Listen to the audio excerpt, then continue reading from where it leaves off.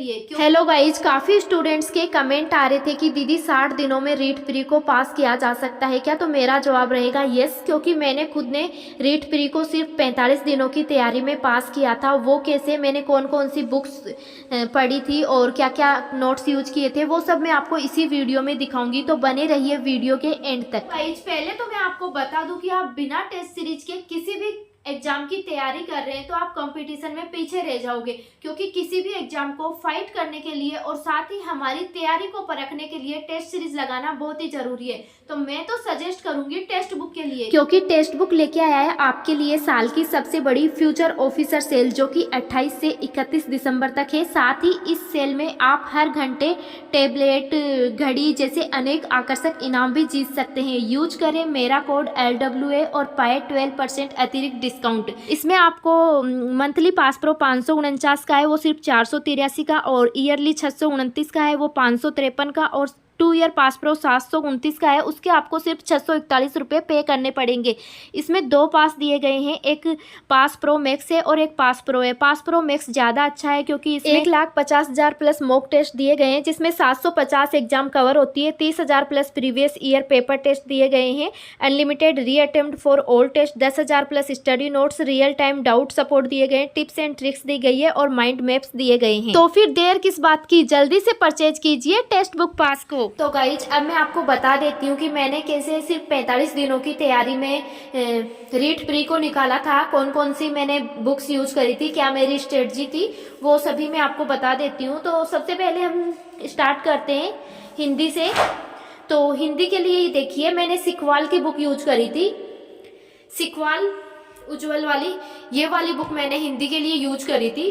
और PYQ है, वो भी इसी बुक में दे रखे हैं, तो ज़्यादातर PYQ मैंने इसी में से पढ़े थे। ये देखिए, रीट 2015,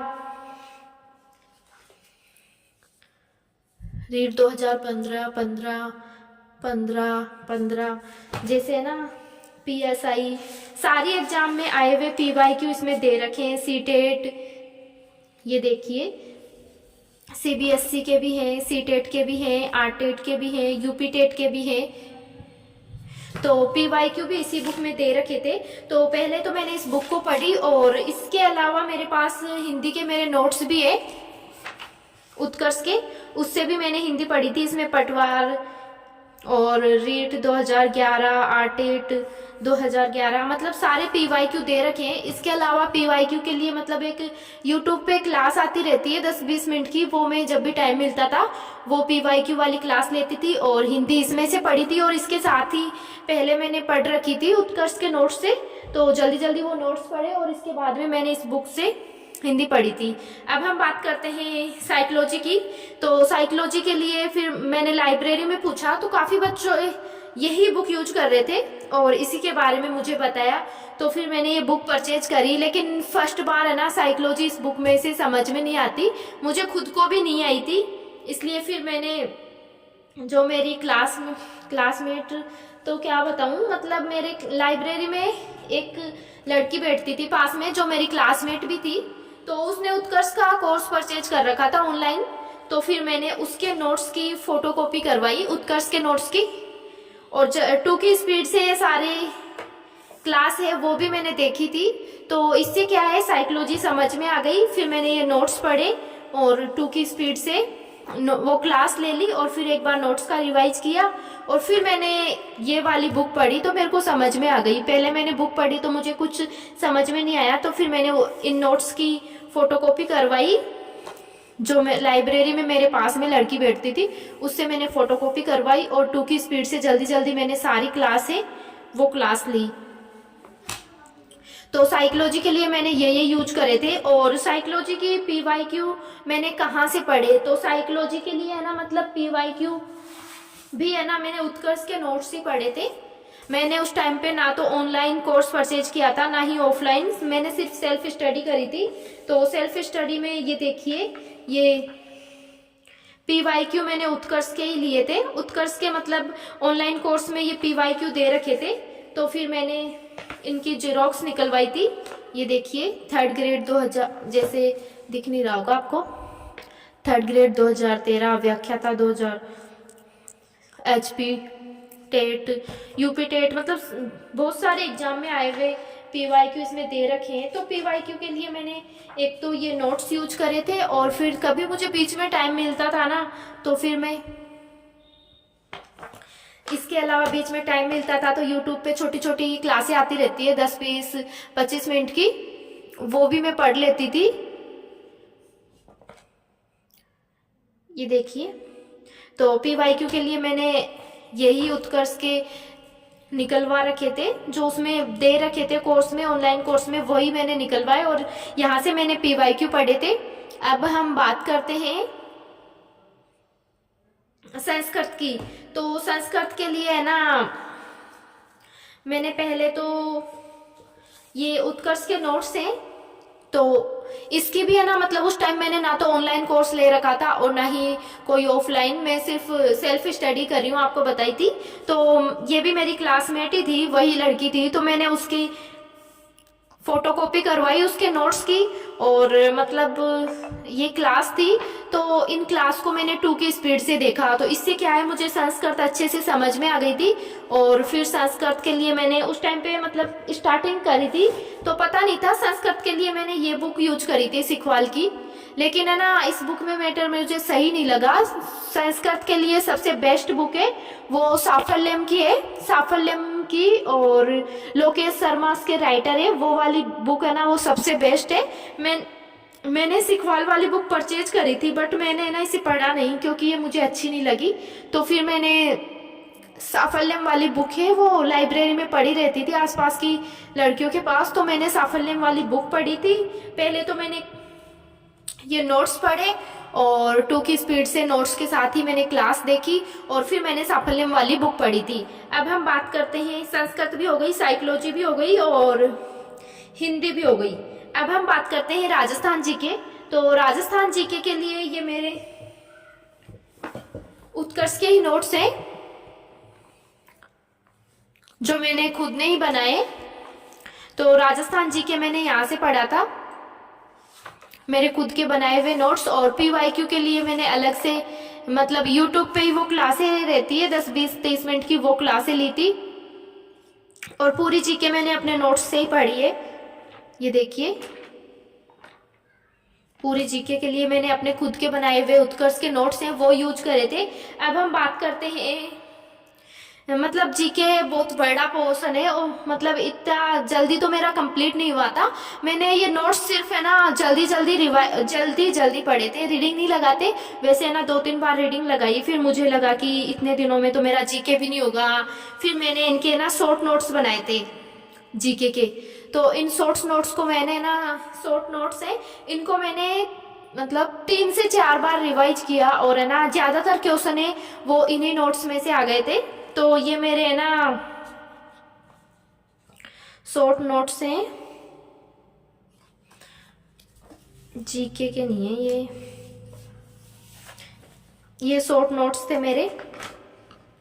राजस्थान के प्रमुख किसान आंदोलन, प्रजामंडल, हिस्ट्री, और इनके मैंने शॉर्ट नोट्स बनाए थे जल्दी जल्दी, और इन नोट्स को मैंने 4 से 5 बार पढ़ा था। बीकानेर का इतिहास, इन मतलब है ना पूरी एक पेज में मैंने बीकानेर का इतिहास, मेवाड़ का इतिहास, एक पेज में शॉर्ट नोट्स बनाए थे। और सच बता रही हूँ, इन शॉर्ट नोट्स से मतलब बहुत सारे क्वेश्चन मिल गए थे, क्योंकि पूरा मैटर तो इतनी जल्दी याद भी नहीं रह सकता, तो मैंने शॉर्ट नोट्स बनाए थे। और ये पॉलिटी के शॉर्ट नोट्स हैं, और है ना इनको ही मैंने 4-5 बार रिवाइज किया था, क्योंकि पूरे नोट्स तो रिवाइज नहीं होते, उनको जल्दी जल्दी रीडिंग करी, और फिर शॉर्ट नोट्स थे मेरे पास, तो ज़्यादा से ज़्यादा मैंने शॉर्ट नोट्स का यूज किया था उस टाइम पे, क्योंकि टाइम बहुत कम था। और ये ज्योग्राफी के शॉर्ट नोट्स है, जैसे राजस्थान के भौतिक प्रदेश बहुत बड़ा टॉपिक था, तो जल्दी से मैंने उसे एक बार रीडिंग किया, और रीडिंग करने के बाद में पता चला कि ये चीज़ें इंपॉर्टेंट है, तो उनको अंडरलाइन ना करके मैंने अपने शॉर्ट नोट्स बनाए थे। जैसे राजस्थान के भौतिक प्रदेश बहुत बड़ा है, लेकिन इसको मैंने सिर्फ इधर के 1 पेज में ही कंप्लीट कर दिया। और फिर नदियों वाला टॉपिक भी बहुत बड़ा है, अपवा तंत्र, तो अपवा तंत्र के मैंने शॉर्ट नोट्स बनाए, मतलब उपतंत्र के 15 पेज से ज़्यादा है नोट्स में, तो फिर मैंने इसको सिर्फ इतने ही 1.5 पेज में कंप्लीट किया। जैसे राजस्थान में करसी है, उसके भी 5-6 पेज है नोट्स, मैंने सिर्फ एक पेज में अपने शॉर्ट नोट्स को कंप्लीट किया। और इन नोट्स को मैंने ज़्यादा से ज़्यादा पढ़ा।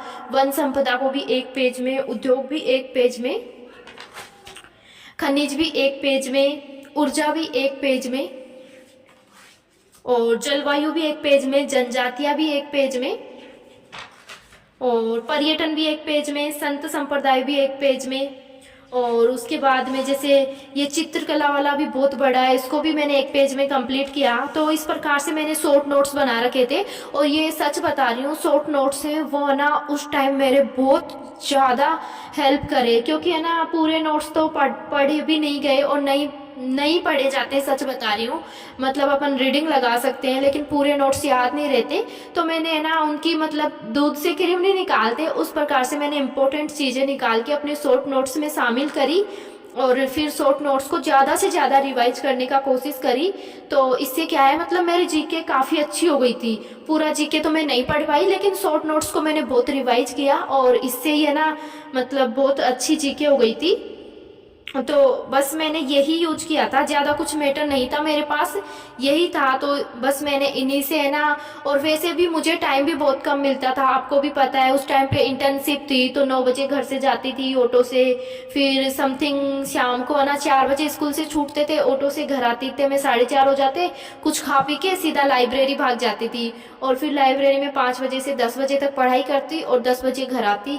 मतलब 5 घंटे शाम को और 2 घंटे सुबह निकलते थे। तो है ना मतलब 7 घंटे ही पढ़ पाती थी। और उसमें भी है ना मतलब माइंड में प्रेशर बहुत था उस टाइम, स्कूल का काम भी मिलता था घर के लिए, कभी कॉपी चेक करो, कभी कुछ, तो कभी 6 घंटे, कभी 5, कभी 7, ऐसे मतलब मैंने अपने तैयारी है वो करी थी। तो अगर आपको हमारी ये स्ट्रेटजी और बुक्स पसंद आए तो वैसे ना मैं आपको भी एक ही सलाह देना चाहूँगी कि ज़्यादा मैटर ना रखें अपनी टेबल पे, मैटर कम से कम रखें। जैसे है ना राजस्थान जीके के नोट्स बहुत सारे थे, लेकिन है ना मैंने पूरी ज्योग्राफी को मतलब 15, 16 या 17 पेज में ज्योग्राफी के शॉर्ट नोट्स बना दिए थे मैंने।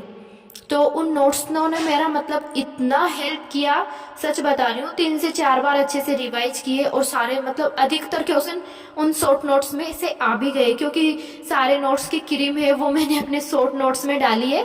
तो ये बुक्स हैं जो मैंने यूज करी है, और आप भी है ना अच्छा सा मैटर यूज कीजिएगा। मैं ये नहीं कह रही कि आप भी इसे ही यूज करें, जिन चीज़ों से आपको समझ में आता है उनसे पढ़िए और शॉर्ट नोट्स का ज़्यादा से ज़्यादा यूज करें।